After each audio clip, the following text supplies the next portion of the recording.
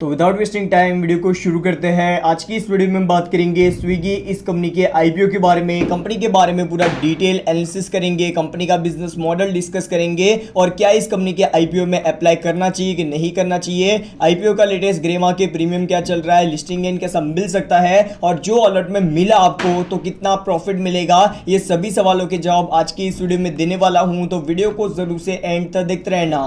सबसे पहले कंपनी के बिजनेस के साथ शुरुआत करते हैं। कंपनी का बिजनेस एस्टेब्लिश हुआ था 2014 में और कंपनी मेनली यहां पर से फूड डिलीवरी सेगमेंट में काम करती हुई नजर आ जाती है, जहां पर ये कंपनी अपनी एप्लीकेशन एंड ब्राउजर इनकी वेबसाइट के थ्रू ज्यादातर ऑर्डर्स लेती है और उसी के साथ साथ ये कंपनी ने रिसेंटली कुछ सालों से ग्रोसरी डिलीवरी सेगमेंट में भी एंट्री ले ली है। अभी यहां पर कंपनी की तीसरी एंट्री आ जाती है क्विक कॉमर्स सेगमेंट के अंदर, जहां पर ये कंपनी रेडी मतलब जो रोजिंदा जीवन में काम आने वाली जो अलग अलग चीजें होती है, घर में यूज होने वाली एग ब्रेड्स एंड अलग अलग चीजें, तो वो भी ये कंपनी डिलीवर करती है। तो ये सारे सेगमेंट है। बाकी कंपनी के बारे में आगे डिटेल में बात करेंगे। कंपनी के यहाँ पर मेन 5 एरियाज देखने को मिल जाते हैं। एक है फूड डिलीवरी जो इस कंपनी का मेन बिजनेस था। उसके बाद कंपनी ने अपने बिजनेस को थोड़ा एक्सपांड किया, आउट ऑफ होम कंजप्शन में कंपनी ने चालू किया। उसके बाद कंपनी क्विक कॉमर्स सेगमेंट में इंस्टामार्ट के थ्रू एंट्री ली। उसी के साथ साथ company supply chain and distribution का भी काम करती है, मतलब कंपनी कोई छोटी कंपनी को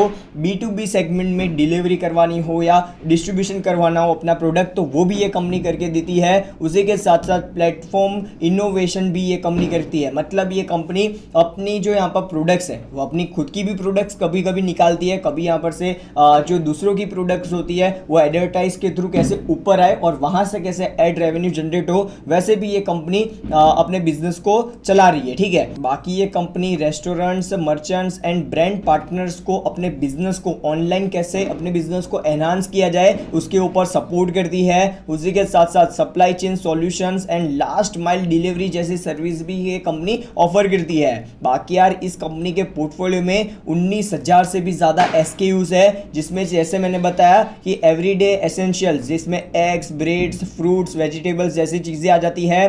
quick snacks and ready meals ये कंपनी बेचती है। मंथली एंड वीकली आइटम्स जो घर में हम यूज करते हैं, शैम्पू वगैरह, वो भी ये कंपनी डिलीवर करती है।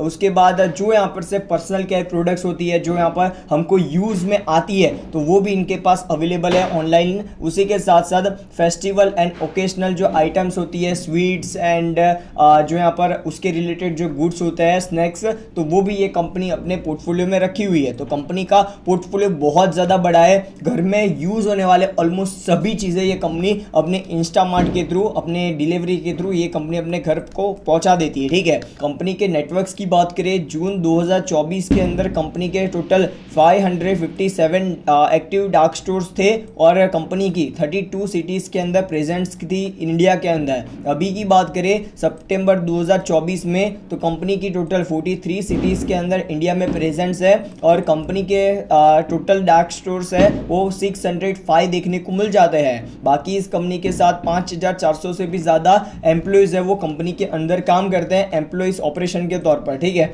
बाकी ये कंपनी आईपीओ क्यों लाना चाहती है, ऑब्जेक्टिव क्या है आईपीओ लाने के पीछे का, तो सबसे पहला है कंपनी अपने कर्जे को कम करना चाहती है, जिसकी वजह से कंपनी की प्रॉफिटेबिलिटी आने वाले समय में बढ़ पाए। और उसी के साथ साथ दूसरा रीजन ये है कि कंपनी अपने बिजनेस को एक्सपांड कर रही है डार्क स्टोर्स को बढ़ा के, मतलब जितने ज्यादा डार्क स्टोर्स अलग अलग एरियाज के अंदर फैले हुए होंगे तो वो एरियाज को कंपनी कवर करने में कंपनी को आसानी रहेगी। तो यहाँ पर भी कंपनी का की क्विक कॉमर्स सेगमेंट के अंदर कंपनी का अच्छा एक्सपांशन करने का प्लान है, तो ये एक पॉजिटिव चीज है। बाकी यार दूसरा यहाँ पर इसी में रीजन ये बताया कि भाई company lease and licence payment for dark store उसके लिए भी पैसा उठा रही है।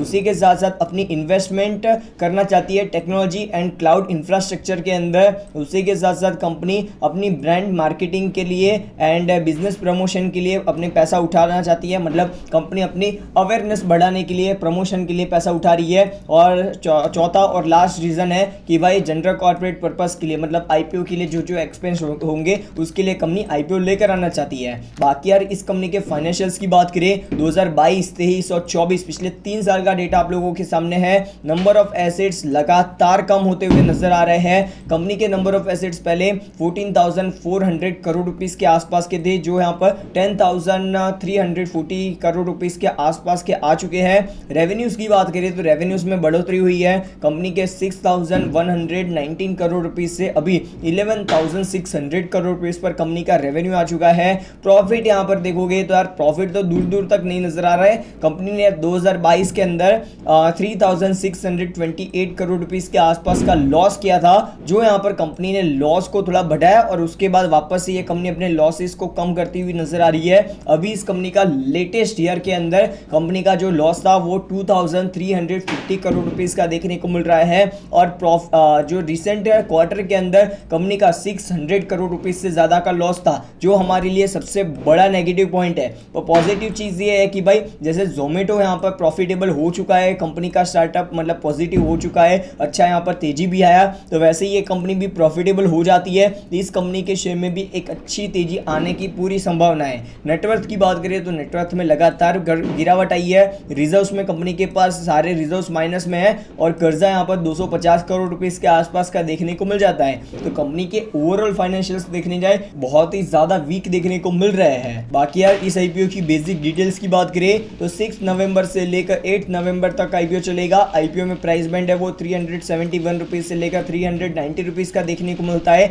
एक लॉट में 38 शेयर्स मिलेंगे। टोटल जो इशू साइज है वो 11,327.43 करोड़ रुपीस का है, जिसमें फ्रेश इशू है वो 4,499 करोड़ रुपीस और बाकी का ऑफर फॉर सेल देखने को मिलता है। कंपनी के एम्प्लॉयज के लिए 25 रुपीस पर शेयर का डिस्काउंट भी दिया गया है। कंपनी एनएससी और बीएससी के ऊपर लिस्ट हो जाएगी। आईपीओ में रिटेल कोटा की बात करें तो वो मात्र 10% का देखने को मिलता है और ज्यादातर जो यहाँ पर हिस्सा है वो क्यूआईबीज के द्वारा देखने को मिल जाता है। तो ये एक यहाँ पर पॉजिटिव चीज है। जितने बड़े इन्वेस्टर्स पैसा कंपनी के अंदर लगाएंगे तो उसके बाद कंपनी के शेयर में मीडियम टर्म में तेजी आने की संभावना बढ़ जाएगी। ठीक है, तो ये एक अच्छी चीज है। आईपीओ के टाइम टेबल की बात करें तो 6 नवंबर से लेकर 8 नवंबर तक आईपीओ चलेगा। आईपीओ में अलॉटमेंट डेट है वो 11 नवंबर को है। Initial refund date and demat account में शेयर्स क्रेडिट होंगे 12 नवंबर को और 13 नवंबर को ये कंपनी सुबह 10 बजे शेयर बाजार में लिस्ट होती हुई नजर आ जाएगी। बाकी यार इस कंपनी के आईपीओ में मिनिमम इन्वेस्टमेंट एक लॉट अप्लाई करने के लिए 14,820 रुपीस का देखने को मिल जाता है। आईपीओ में प्रमोटर्स की होल्डिंग 63.56% की देखने को मिल जाती है। बाकी यार इस आईपीओ के की परफॉर्मेंस इंडिकेटर के हिसाब से मार्केट कैप है वो 87,000 करोड़ रुपीस के आसपास का रखा गया है, जो मेरे हिसाब से बहुत ही ज्यादा हाई वैल्यूएशन है और कंपनी की प्रॉफिटेबिलिटी अभी तक दूर दूर तक नहीं नजर आ रही है।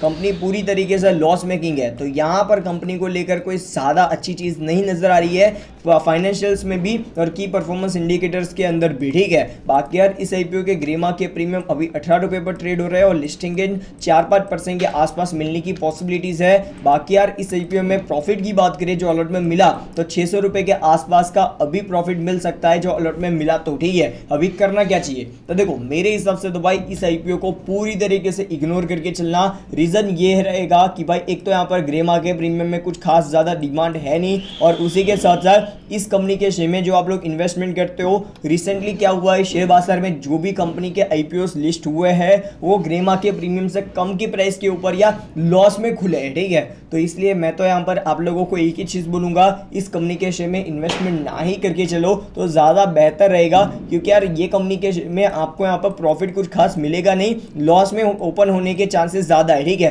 तो ये था मेरा ओपिनियन इस कंपनी के आईपीओ को लेकर। बाकी अप्लाई करने का होगा आपको यहाँ पर सब्सक्रिप्शन, कंपनी के आईपीओ में बड़े इन्वेस्टर क्यूआईबीज के द्वारा अच्छा सब्सक्रिप्शन मिल जाता है, तो आपको यहाँ पर अपडेटेड वीडियोस में जानकारी दे दूंगा और मैं भी अप्लाई करूंगा तो भी आपको मैं जानकारी दे दूंगा। ठीक है, तो बस आज के लिए इतना ही। वीडियो पसंद आए तो लाइक एंड चैनल को सब्सक्राइब करना मत भूलना। गुड बाय, गुड बाय, फिर मिलते हैं नेक्स्ट वीडियो में। Good bye.